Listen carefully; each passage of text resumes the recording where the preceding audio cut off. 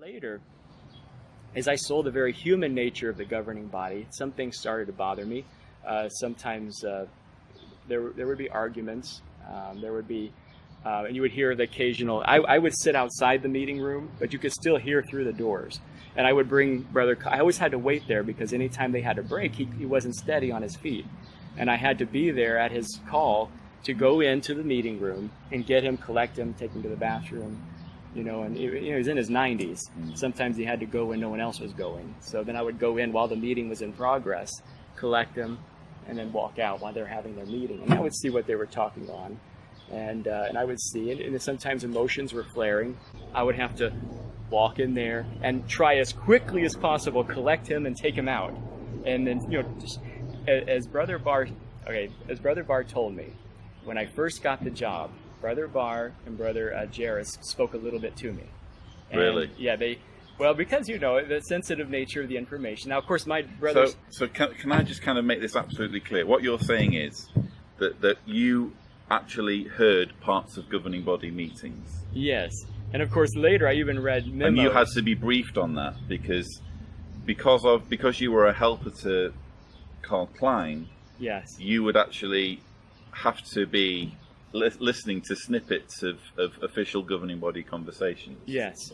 And I was a young elder too soon. I was appointed an elder at the age of 24, so I had become a young elder. But when I first started, I was still a servant, and so then soon after I was appointed an elder. But even then, you're hearing things and you're seeing things that it's better to give an example. For example, one time I came in the meeting and I see Brother Henschel is beet red, and he has his finger in the chest of Lösch, and it's obvious they have been shouting. Really? And I saw that. Now in my mindset, like when I first got the job, I told you with working with older governing body with Klein, that my department overseer spoke with me, and then Brother Barr spoke with me, and he explained to me how happy they were I was coming there to help, and because he worked in the writing department with Klein too, and how what a tremendous privilege this is. And he said, "Oh, now Howard, this is a tremendous privilege that you have here to help one of Christ's brothers." He says, "Oh my, you're actively doing just what Jesus Christ said in Matthew chapter 5. And he said to me that if you so much give a cup of water, a drink," he says, "very few people on this earth have such a privilege as you do to actively provide water, to actually provide sustenance, to provide assistance in a practical way to one of Christ's brothers." That impression deserves a standing ovation. You absolutely nailed I don't know how far to go with that, but that was brilliant. And he said to me, he said, but he says, "Remember that you are a tool."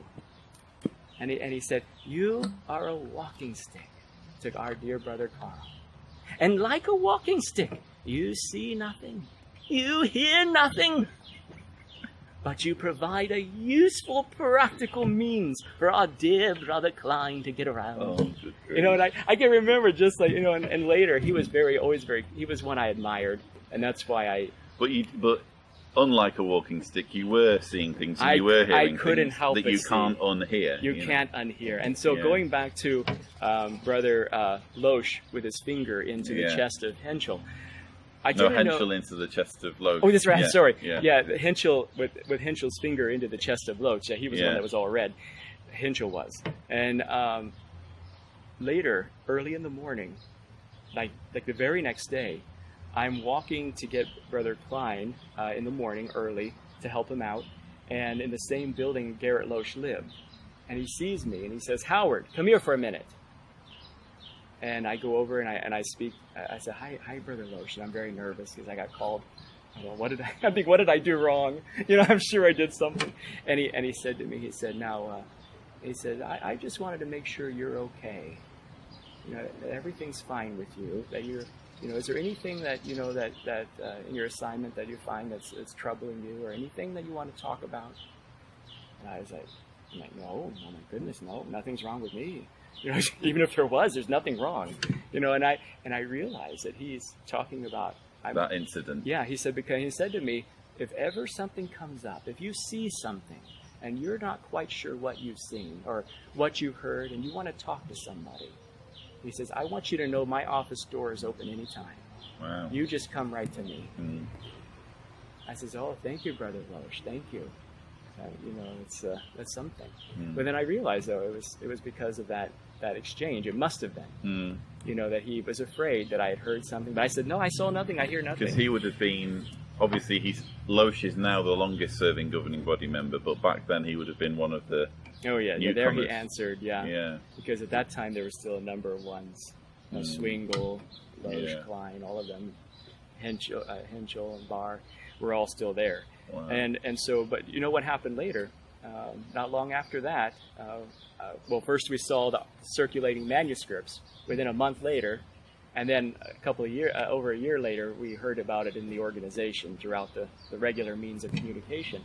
And that is that Brother Henschel had humbly stepped down from his office as president of the Watchtower Bible and Tract Society of the corporation. So he was, I mean, obviously the whole situation with the presidency changed in 1975, but you're saying that he was trying to kind of maybe leverage that position a little bit again.